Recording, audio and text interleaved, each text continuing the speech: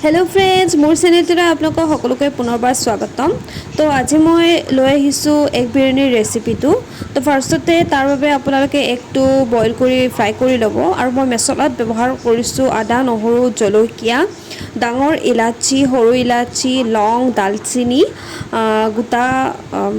গোটা এটো কি কয় গোটা জালুক।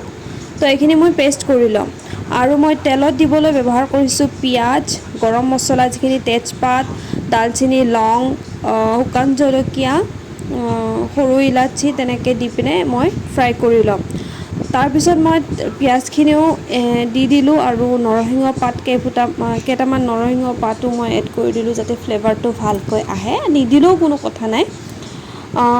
তাৰপিছত মই দিলোঁ দুটা আলু কাটি দুফাল কৰি। আলু বিৰিয়ানীত দিলে ভাল লাগে খাবলৈ। সোৱাদ অনুসৰি নিমখ আৰু মই হালধি দিছোঁ। এইখিনি অকণমান ৰঙচুৱাকৈ মই ভাজি ল'ম।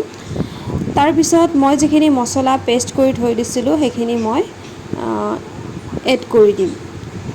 এইখিনিও ভালদৰে মই ফ্ৰাই কৰি ল'ম। মছলাখিনি ভালদৰে ফ্ৰাই হ'লে সকলো বস্তু খাবলৈ সোৱাদ হয়। দেখিছেনে মই ধুনীয়াকৈ ফ্ৰাই কৰি ল'লোঁ। আকৌ আনফালে মই চাউলখিনি মই তিয়াই থৈ দিছিলোঁ অলপ সময়।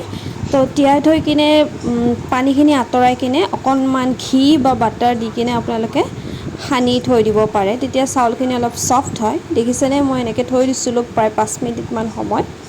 তাৰপিছত মই ইয়াতে চাউলখিনিও এড কৰি দিলোঁ। সোৱাদ অনুসৰি নিমখ দি দিলোঁ।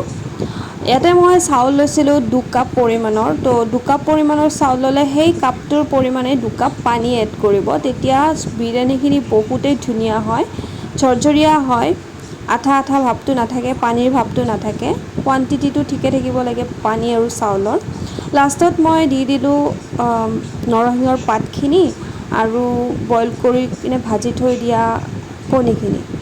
দেখিছেনে ফ্ৰেণ্ডছ। তাৰপিছত মই গোন্ধ ফ্লেভাৰটো ভালকৈ আনিবৰ বাবে মই ঘি এড কৰি দিলোঁ আৰু মাত্ৰ এটা হুইচেল দিলেই আপোনালোকে গেছটো অফ কৰি দিব। এয়া দেখিছেনে ফ্ৰেণ্ডছ বিৰিয়ানী ৰেডি হৈ গৈছে। খাবলৈ যে ইমানেই সোৱাদ হৈছে অতি কম সময়ৰ ভিতৰতে আপোনালোকো তৈয়াৰ কৰি ল'ব পাৰে।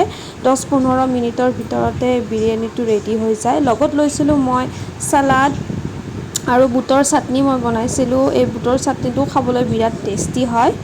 তো ইয়াতে মই চালাডত পিঁয়াজ নেমু টেঙা তিয়ঁহ বিলাহী লৈছিলোঁ আৰু বুটৰ চাটনিটোত মই মান ধনিয়া পাত জলকীয়া আদা নহৰু দি কিনে পেষ্ট কৰিছিলোঁ।